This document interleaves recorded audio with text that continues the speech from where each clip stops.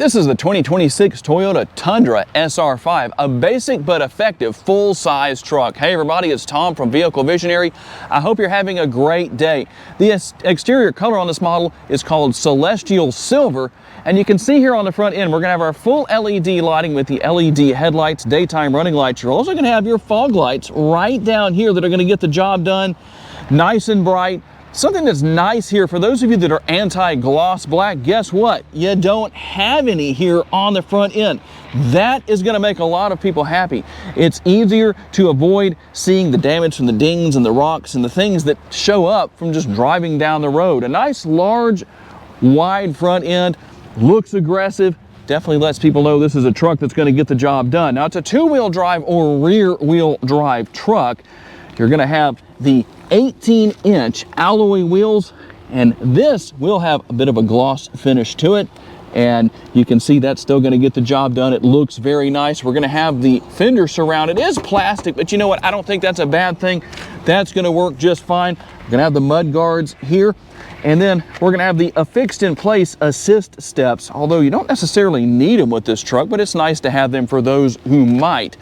And as far as your key fob goes, lock, unlock, you can hit the button right there to open your tailgate, and you're gonna have the Find My Tundra in the parking lot button, also known as the panic button. Now, I'm going to use this button right here. And what that does is brings out the mechanical key. If the battery in the key fob or the truck dies and you can't unlock it, well, you can still do it manually right here with that lock mechanism that's going to get the job done for you just fine. Now, the mirrors are going to be manually folding.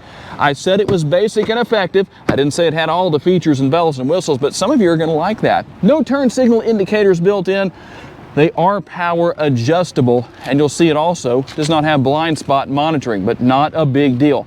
We're going to have the matte finish on our door handles. Here's our SR5 logo, and as we work our way back, going to have the nice setup here on the bed. Not too much going on in the way of the body and the design here, but it does enough to make it look nice. Work our way around with our LED tail lights here. I do like the design right there, a little something that's, well, we'll say different, looks like it's a Toyota. The Tundra logo is stamped in, but you do have these inserts right here, and we can push the button right there and watch that. The dampened tailgate, I like that. The very first truck I ever saw that feature on was on a Toyota Tundra. And you can see we've got the bed liner. Now, that's a really nice feature. I like that. You should have the bed liner as a standard feature on every single vehicle. Now, your payload is 1,940 pounds, and you can tow approximately 12,000 pounds depending on configuration. You can see you have some of your tie downs here, and I like the positioning of these lights, the interior of the bed right here that you have to illuminate everything.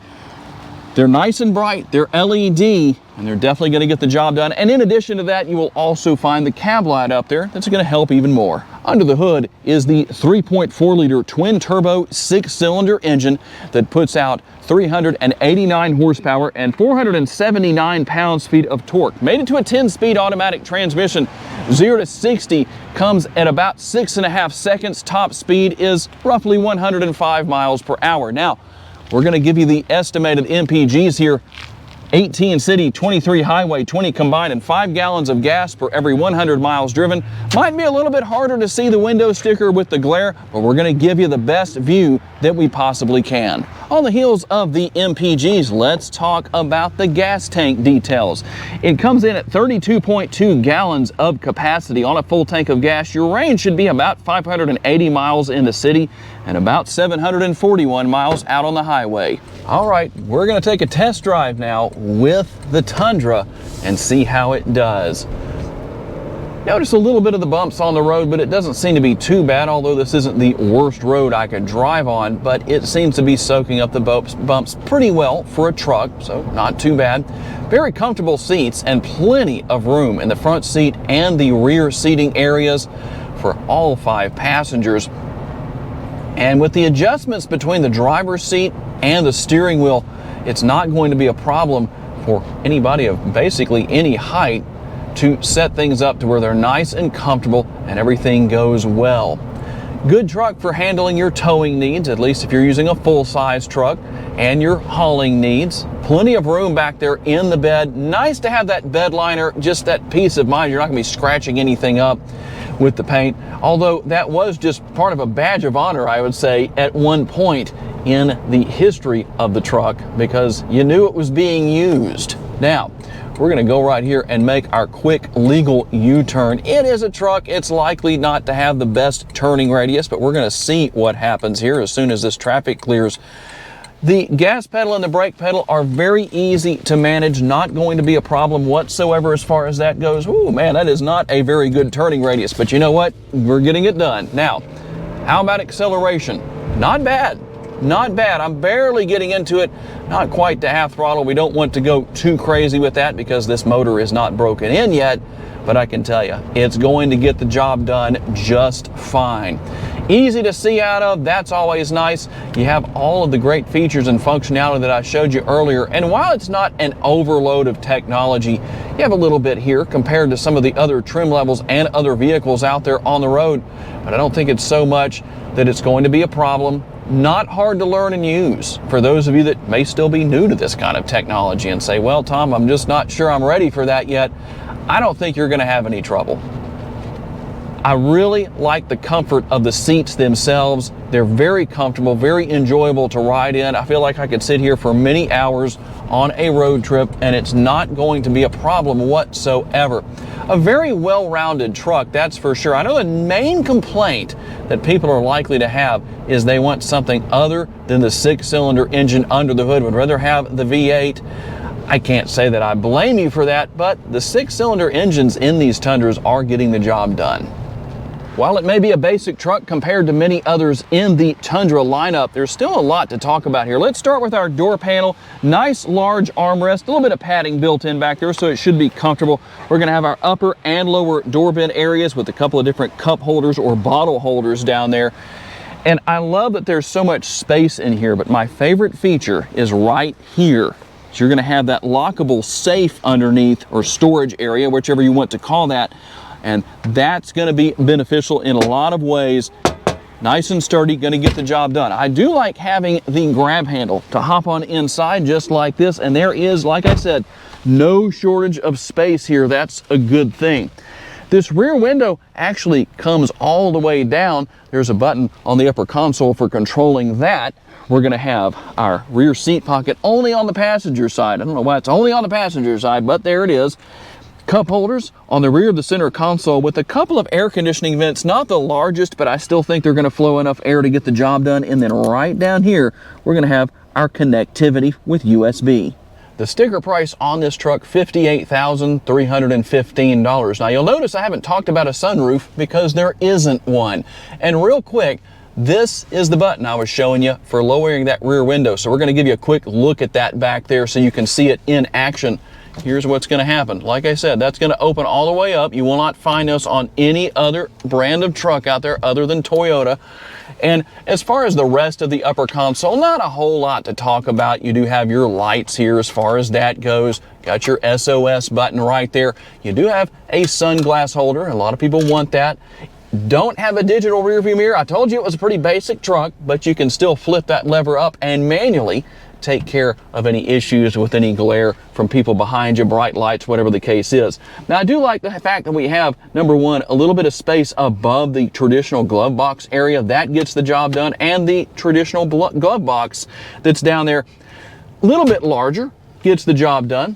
And more space with the armrest. And you're going to have the upper and the lower door bins once again. Now, as far as the seats go, the driver's seat is power adjustable with lumbar support. The driver's seat is the only one, though. Passenger seat is manually adjustable. Here's the control for determining which mirror you are adjusting. You can lock and unlock your windows and your doors. And let's see here what we've got as far as our power windows go. One touch down, one touch up at all 4 doors. That's a good thing. You can turn on that cab light back there that I was showing you right there, or you can just let it come on automatically if you want to. Auto high beams, turn that pesky auto stop start system off. You can adjust the brightness of your driver's display. Let me show you what happens when I do that. So we're just going to push that button and it adjusts things, or you can leave it on max if you want to. We're going to have the lever right here that you drop to adjust the tilt and telescopically adjustable steering wheel. And here are your steering wheel mounted controls. Everything you're used to seeing is going to be here, nothing out of the ordinary to tell you about, but it is all here. We can go through different details depending on what we're looking for. All I'm doing is arrowing my way through, and you just work your way through just like that. It's nice and simple. Everything for your cruise control right over here. It is a nice, comfortable steering wheel, and you have a combination of that digital setup in the middle, but still analog gauges for those who like that. I know some of you still do with your tachometer, your speedometer. You got the gas gauge down there, and also your coolant temperature right there. So that's going to be a good thing, going to take good care of you and give you what you need to know. Right here, windshield wiper control, and then over on the left-hand side, you can control your blinkers or your turn signal indicators, and also turn on your fog lights and your other lights, the other exterior lights, or just leave that on auto, and you're good to go where that is concerned. Now, right down here, we're going to have our trailer brake control. You're going to need that if you're going to do any towing. And we'll work our way up here. There is a little bit of space above the center screen, and you're going to also find a 12-volt power outlet right there. And speaking of the center screen, somewhat basic, I would say. It's not an overload, but for some people, that's a really good thing. You've got navigation, which I can't show you right now. You can determine what you're listening to, everything for your phone and connectivity. And then here, when we go to vehicle, we're going to have trip information. And that's going to give you a couple of different screens you can look at. You can look at current, you can look at history, and we can hit that back arrow and come back out of that screen. Go here to settings just to show you what all is here. It's actually a pretty simple setup to use, not complicated and not overloaded. So that's always a good thing. You do only have one camera, which is going to be your backup camera. That's going to be standard on every single vehicle you buy. That's been that way for a long time. I actually still have people asking me about that from time to time, but there you go with that. We're also going to have our knob here for turning the radio on and off and adjusting the volume. You do have single zone climate control, as you can see right here. We can adjust our temperature, our fan speed, direction of airflow, and you can see some of the other one-touch buttons that are below that. The seats are not heated or ventilated, but I think for most people, that's not a big deal. Now over here behind the shifter, we're going to have our brake hold mode and also our power parking brake. This is your wireless charging pad, and we can work our way over here to the shifter and show you one of those important little things that if you're off-roading or whatever your situation is and you need to manually go through that 10-speed automatic transmission, work your way back and forth through the gears, gear up, gear down, by just bumping the shifter like that, that's going to get the job done. We're going to have a little bit of storage space in this area before we work our way up and see the cup holders.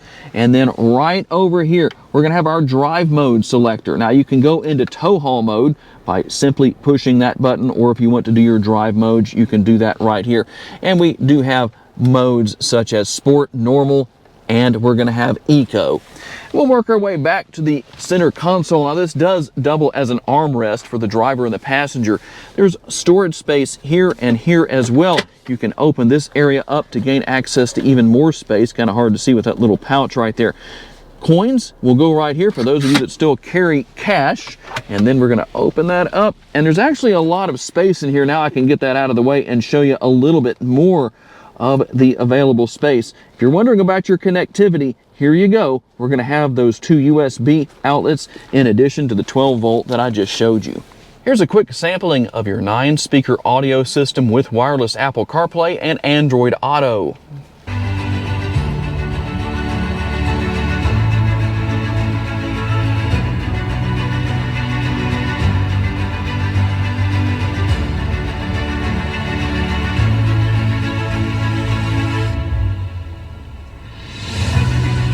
And while it may not have a big name brand to it, it still sounds really good. And there it is, the 2026 Toyota Tundra SR5, a basic but effective full-size truck. Tell me what you think down in the comments section. This truck is definitely going to get the job done for you. Regardless, you don't need all those fancy bells and whistles, even though it does have some nice technology. I'd like to say a special thanks to our friends at Yoakum Toyota for loaning us this truck for the day so we could tell you all about it. And a special thanks to all of you for being kind enough to give us the opportunity to give you a vision for your next vehicle. If you enjoyed this video, please hit the like button. That's very helpful and very appreciated. Make sure to subscribe and share this video on your timelines on social media so other people can see it. And if you would like to learn about additional vehicles you may wish to consider purchasing, check out one of the videos that's on the screen right now, and we will see you there.